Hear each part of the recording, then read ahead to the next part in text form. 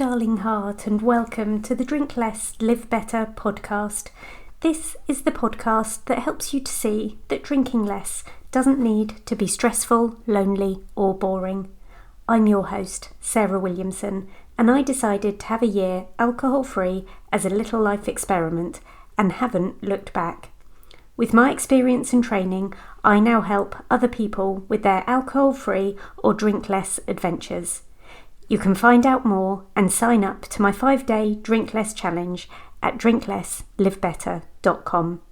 I'm here to tell you that you can relax, connect and have fun without alcohol in your life. Join me here each week to find out how. Forever. Forever is a big concept, isn't it? It's a long time. It's from now until the very end, and then that's it.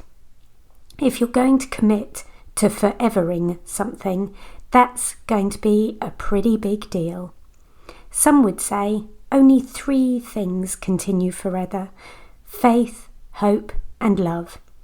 And you've probably been told the greatest of these is love. That might be true. Is there anything that lasts longer than forever? Well, the definition of without ever ending probably means that it is completely eternal. Lewis Carroll's White Rabbit in Alice in Wonderland has a different view. Alice asks him, "How long is forever?" The rabbit replies, "Sometimes just 1 second." And I think that's a great response. Do we have to be sober or alcohol-free forever? No, not if it then makes it hard to even begin or to last just this week. If forever is too high a bar, then please, let's lower the bar. When we commit to something forever, it's usually out of massive faith, hope and love. And I'm not entirely sure that choosing to be alcohol-free or to stop drinking is always done out of faith, hope or love in the first place. I know that my choice felt like it has been made out of a choice for better physical and emotional well-being. 3 and a bit years down the line, I'd happily tell you there was self-love, blind faith and a whole load of hope tied up in that decision. But I couldn't have said that right at the beginning. I chose a 1-year experiment in the first place. I didn't want to say I was never drinking again or I was done forever, because that felt too uncomfortable. And I wanted my choice to be as frictionless as possible. I also didn't want to start my experiment saying I was going to go 1 day at a time, because then that felt like I'd have to make a decision every single day, and I didn't want to do that either. All of this is just to ask you, what feels good? Does the concept of forever feel expansive and safe? Does it fit with your values? Are you someone who faithfully keeps promises to themselves no matter what?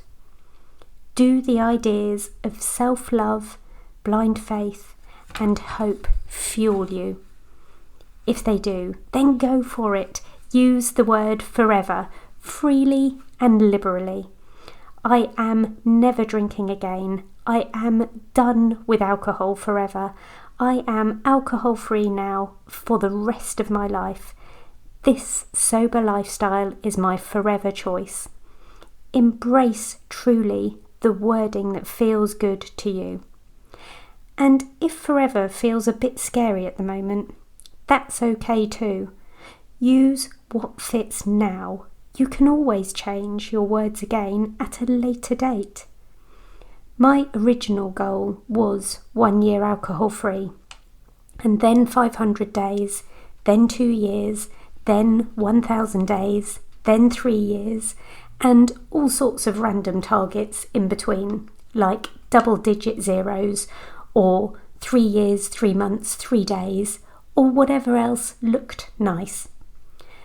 My new goal will probably be 4 years, I guess. Forever? I may well be able to say it freely at some point in the future. It is true that I cannot think of one single good reason why I'd ever have a drink again. Please check out the show notes on this or any other podcast episode.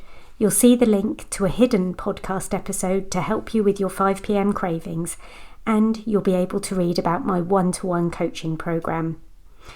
Thank you for listening in today. Please come back again next week. And P.S. I believe in you.